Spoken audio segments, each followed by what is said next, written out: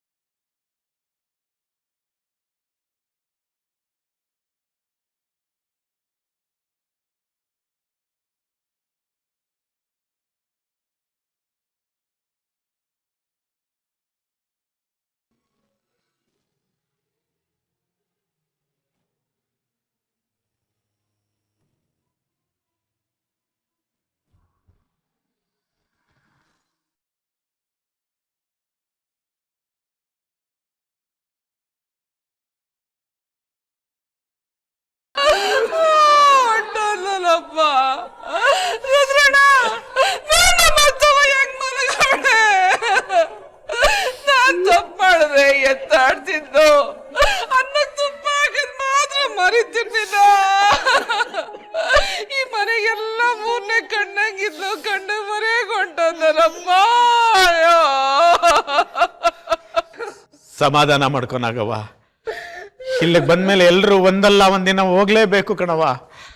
ಇಲ್ಲಿ ಯಾರು ಶಾಶ್ವತ ಅಲ್ಲ, ಯಾವುದು ಶಾಶ್ವತ ಅಲ್ಲ. ಇಷ್ಟು ದಿವಸ ನಮ್ ಕೂಟ ಇದ್ಲಲ್ಲ, ಅದೇ ನಮ್ ಪುಣ್ಯ ಅಂತ ತಿಳ್ಕೋಬೇಕು.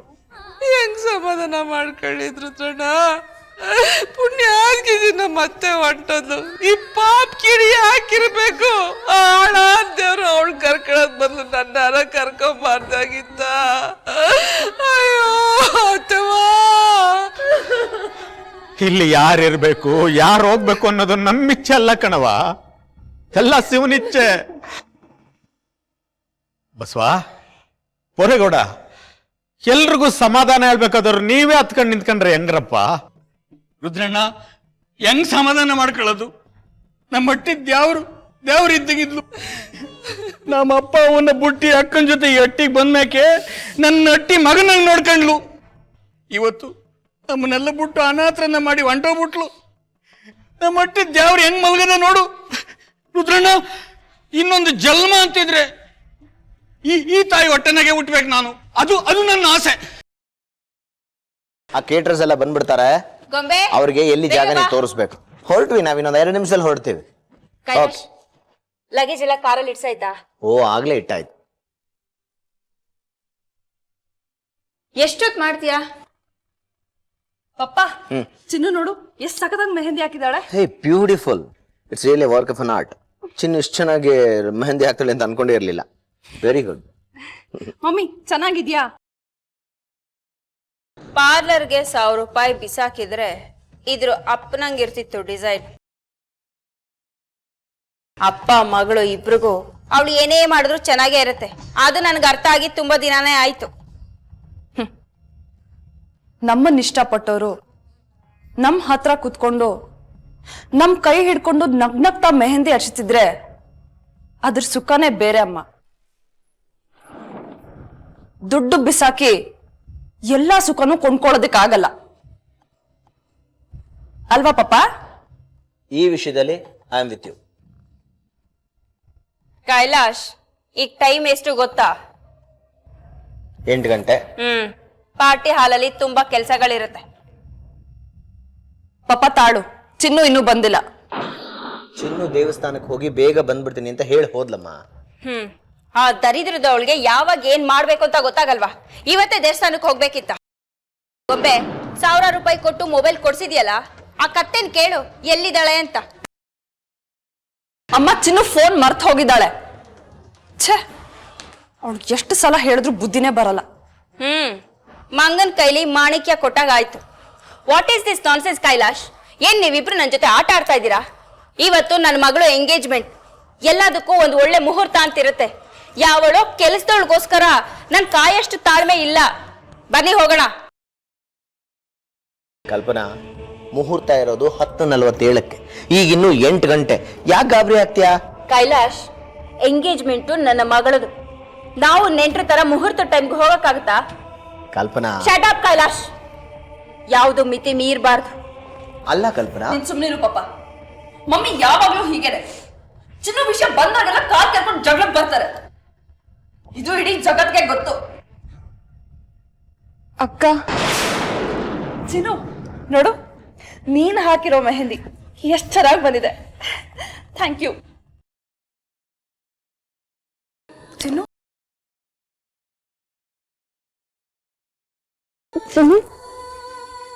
ಏನಾಯ್ತೆ? ಯಾಕೆ ಅಳ್ತಿದ್ಯಾ?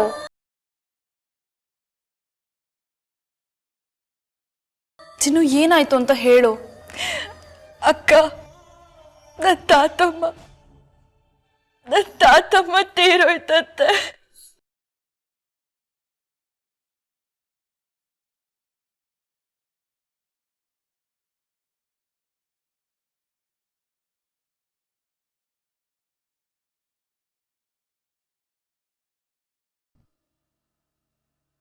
ಏಯ್, ಶುಭ ಕಾರ್ಯ ನಡೆಯುವಾಗ ಸಾವಿನ ಸೂತ್ಕು ಸುದ್ದಿ ಹೇಳಕ್ ಬಂದೇನೆ? ಕಲ್ಪನಾ, ಕೈಲಾಶ್, ಈ ಅವಿವೇಕಿಗೆ ಯಾವಾಗ ಏನ್ ಹೇಳ್ಬೇಕು ಅಂತ ಗೊತ್ತಾಗಲ್ವಾ? ದೇವಸ್ಥಾನಕ್ಕೆ ಅಂತ ಹೋದವಳು ಹಾಗೆ ಊರ್ಗೋಗ್ಬೇಕು ಅನ್ನೋ ಪರಿಜ್ಞಾನ ಬೇಡ್ವಾ? ಎಲ್ಲ ನನ್ನ ಕರ್ಮ. ನಾನು ಊರಿಗೆ ಹೋಗ್ಬೇಕು. ನಾನು ಕಡೆ ಸಲ ತಾತಮ್ಮನ್ ನೋಡ್ಬೇಕು. ಚಿನ್ನು ಅಳ್ಬೇಡ, ಯೋಚನೆ ಮಾಡ್ಬೇಡ, ಧೈರ್ಯವಾಗಿರು. ನಾನು ನಿನ್ನ ನಿಮ್ಮ ಊರಿಗೆ ಕರ್ಕೊಂಡು ಹೋಗ್ತೀನಿ. ನಡಿ ಚಿನ್ನು, ನಾನು ನಿನ್ ಜೊತೆ ಬರ್ತೀನಿ. ನಿಮ್ಮಿಬ್ರಿಗೆ ಏನಾದ್ರೂ ಹುಚ್ಚಿಡ್ದಿದ್ಯಾ? ಗೊಬ್ಬೆ, ಇವತ್ತು ನಿನ್ ನಿಶ್ಚಿತಾರ್ಥ. ಅಮ್ಮ ಎಂಗೇಜ್ಮೆಂಟ್ ನ ಇನ್ನೊಂದ್ ದಿವಸ ಇಟ್ಕೋಬಹುದು. ಅದ್ ಚಂದಕ್ ಫೋನ್ ಮಾಡಿ ಈ ಪ್ರೋಗ್ರಾಮ್ ನ ಪೋಸ್ಟ್ಪೋನ್ ಮಾಡೋದಕ್ಕೆ ಹೇಳಿ. ಅದು ಈ ಜನ್ಮದಲ್ಲಿ ಸಾಧ್ಯ ಇಲ್ಲ. 1000 ಜನ ಬರ್ತಾರೆ, ಅವ್ರಿಗೆಲ್ಲ ಏನಂತಾನೆ ಉತ್ತರ ಹೇಳೋದು? ಸಾವಿನ ಮುಂದೆ 1000 ಜನ ಬಂದ್ರೆ ಏನಂತೆ? ಸಾವು ಬರೋದು ಒಂದೇ ಸಲ. ನನ್ನಪ್ಪನೋ ಅಥವಾ ನಿಮ್ಮಪ್ಪನೋ ಸತ್ತಿದ್ರೆ ಪ್ರೋಗ್ರಾಮ್ ನ ಕ್ಯಾನ್ಸಲ್ ಮಾಡ್ತಿದ್ದೆ ತಾನೆ? ಅಯ್ಯೋ ದೇವ್ರೆ, ಅಕ್ಕ ಎಂತ ಮಾತಾಡ್ಬಿಟ್ಟೆ. ಇಲ್ಲ ಚಿನ್ನು, ಈ ಪರಿಸರ ನೀನೊಬ್ಳನ್ನ ಕಳಿಸಲ್ಲ. ನಡಿ, ನಾನು ಬರ್ತೀನಿ. ನಿಂತ್ಕೋ. ನೀನ್ ಈ ಮನೆ ಹೊಸಲು ದಾಟೋದಕ್ಕಿಂತ ಮುಂಚೆ ನನ್ ಹೆಣ ದಾಟ್ಕೊಂಡು. ಪಾಪ, ಕೀ ಕೊಡು. ಅಕ್ಕ, ನನ್ ಮಾತ್ ಕೇಳು.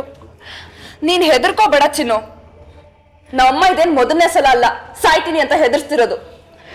ಇಷ್ಟೊತ್ತಿಗೆ ಬೇಕಾದ ಸಲ ಸಾಯ್ಬೋದಾಗಿತ್ತು.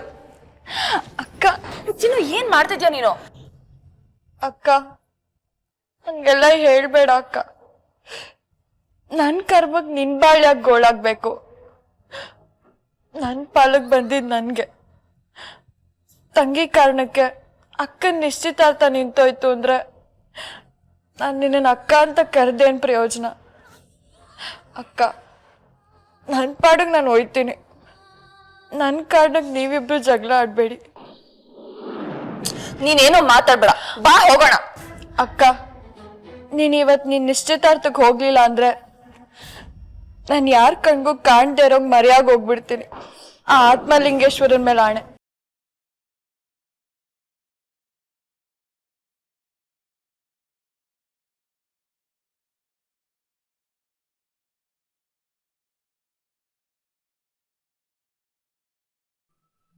ಹಲೋ, ಜ್ಯೋತಿ ಟ್ರಾವೆಲ್ಸ್, ನಾನು ಕೈಲಾಶ್ ಮಾತಾಡ್ತಿರೋದು. ಇಮಿಡಿಯೇಟ್ ಆಗಿ ನಮ್ಮ ಮನೆ ಹತ್ರ ಒಂದು ಟ್ಯಾಕ್ಸಿ ಕಳಿಸಿ. ಹೌದು, urgent. Thank you. Chinnu, taxi ಬರುತ್ತೆ. ನಿಮ್ಮ ಊರಿಗೆ ಹೋಗಿ ಅದೇನು ಕೆಲಸ ಇದೆ ಮುಗಿಸ್ಕೊಂಡು ಅದೇ ಟ್ಯಾಕ್ಸಿಲಿ ಮತ್ತೆ ಬಾ. ಓಕೆ?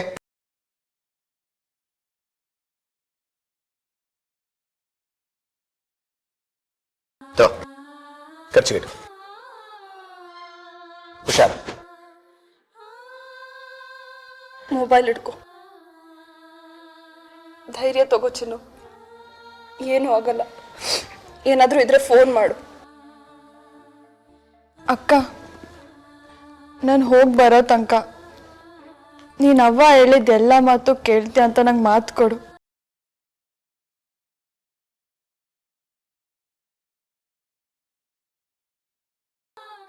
ಸರಿ ಚಿನ್ನು.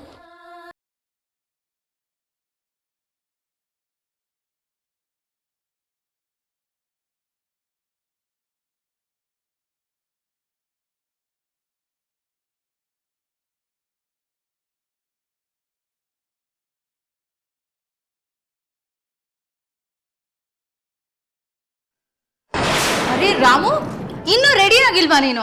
ಏನ್ ಮಾಡ್ತಿದ್ಯಾ ಇಲ್ಲಿ? ಟೀ ಮಾಡ್ತಾ ಇದ್ದೀನಿ ಚಿಕ್ಕತ್ತೆ. ಯಾರ್ಗೆ? ಇಷ್ಟೊತ್ತಲ್ಲಿ ಇನ್ಯಾರು ಕುಡಿತಾರೆ ಈ ಮನೆಯಲ್ಲಿ? ಅಮ್ಮನಿಗೆ ತಗೊಂಡು ಹೋಗ್ತಾ ಇದ್ದೀನಿ.